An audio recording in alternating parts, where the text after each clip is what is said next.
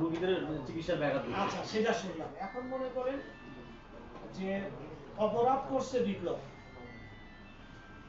আপনি ধরলেন বিপ্লবের ভাই, সে অপরাধের সঙ্গে জড়িত কি জড়িত না সেটা কিন্তু আমরা জানি না। আমি কিন্তু এখন কাউকে চিনি না, আমি আইনের কথা বলছি। হ্যালো, আমি যারা টাকা দিছে তারা বিপ্লবের ভাইকে ঘেরাও করে ধরে রাখছে, কথার কথা। এখন এখানে আইন শৃঙ্খলা বাহিনী এসে তাকে নিয়ে, আইন শৃঙ্খলা বাহিনী কাস্টডিতে নিয়ে আইন শৃঙ্খলা বাহিনী ওরা অভিযোগ দিবে সবাই থানার কাছে, থানা সেই অনুযায়ী করবে।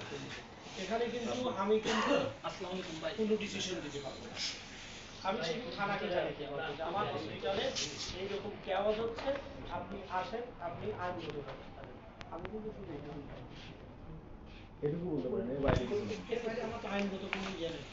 আচ্ছা আচ্ছা, যেটা আইনগত আছে আমি বুঝতে পারলাম সেটা এখন যেহেতু আছে ওনাকে স্পেশাল স্পেশাল কি মানে কোথাকার